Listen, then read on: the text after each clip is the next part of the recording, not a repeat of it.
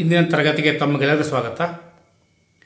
ನಾನೆಂದು ನಿಮ್ಮೊಂದಿಗೆ ಹಂಚಿಕೊಳ್ಳಿರುವಂಥ ವಿಷಯ ವಸ್ತು ಸಿಂಧೂ ಬಯಲಿನ ನಾಗರಿಕತೆ ಸಂಚಿಕೆ 3. ಇದು ಟೆರಿಕೋಟ, ಜೇಡಿ ಮಣ್ಣು, ಮೃದುಕಲ್ಲು ಮತ್ತು ದಂತದಿಂದ ಮುದ್ರೆಗಳನ್ನು ತಯಾರಿಸಲಾಗಿದೆ.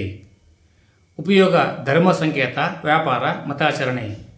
ಮುದ್ರೆಯ ಮೇಲಿರುವ ಚಿತ್ರಗಳು ಏಕಶೃಂಗ, ಗೂಳಿ, ಆನೆ, ಪಶುಪತಿ, ಮಾತೃದೇವತೆ, ವೃಷಭ, ಜಿಂಕೆ, ಗೇಂಡಾಮೃಗ, ಎಮ್ಮೆ ಮುಂತಾದವು. ಮುದ್ರೆಗಳ ಮೇಲಿರುವ ಚಿತ್ರ ಕುದುರೆ. ಮೆಸೊಪೊಟೇಮಿಯಾದ ನಿಪ್ಪೂರು, ಅಸ್ಮಾರ್, ಬಹ್ರೈನ್ನಲ್ಲಿ ಮುದ್ರೆಗಳು ದೊರೆತಿವೆ.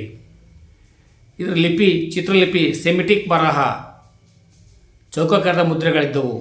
ಕಲೆ ಮತ್ತು ವಾಸ್ತುಶಿಲ್ಪ ನೋಡ್ಕೊಂಬರೋದಾದರೆ ಮೊಹೆಂಜೊದಾರೋವಿನಲ್ಲಿ ನೃತ್ಯ ಭಂಗಿಯ ಹುಡುಗಿಯ ಕಂಚಿನ ಪ್ರತಿಮೆ ದೊರೆತಿದೆ.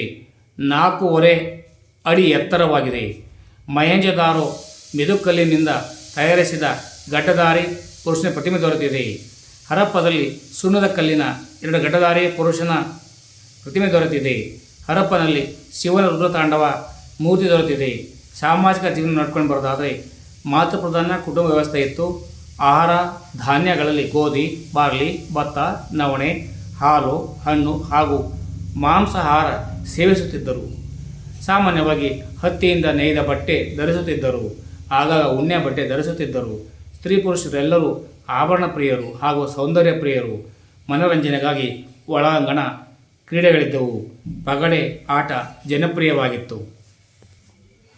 ಈಗ ಇವರ ಆರ್ಥಿಕ ಜೀವನ ನೋಡ್ಕೊಂಡು ಬರೋದಾದರೆ ಇವರ ಮೂಲ ಕಸುಬು ಕೃಷಿ.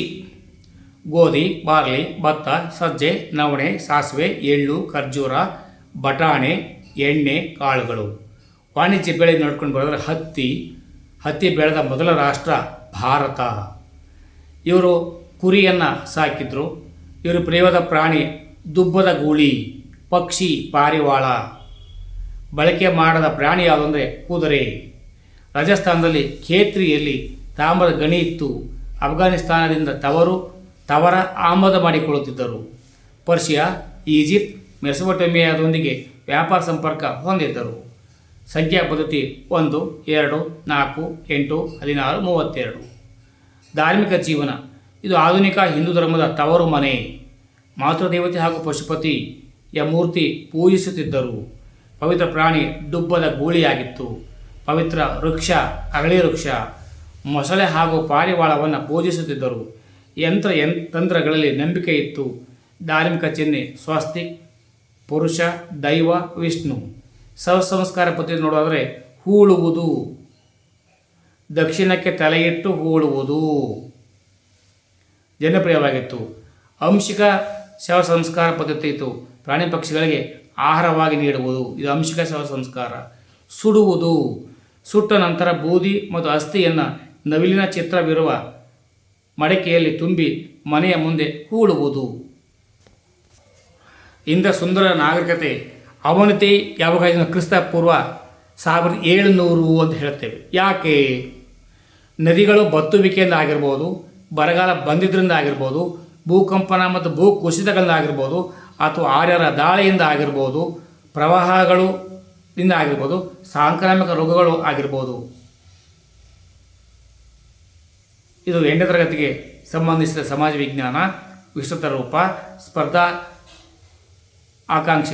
ಧನಾಕಾಂಕ್ಷಿಗಳೇ ಇಲ್ಲಿ ಎಲ್ಲರಿಗೂ ಇದು ಸಂಬಂಧಯುಕ್ತವಾಗಿರುವಂಥ ಪಠ್ಯ ವಿಷಯವಾಗಿರೋದ್ರಿಂದ ನಿಮಗಾಗಿ ನಾನು ಸಂಗ್ರಹಿಸ್ಕೊಂಡು ಬಂದಿದ್ದೇನೆ. ಈಗ ವೇದಗಳ ಕಾಲದ ನಾಗರಿಕತೆ ಕ್ರಿಸ್ತಪೂರ್ವ 1500ರಿಂದ 700ರವರೆಗೆ.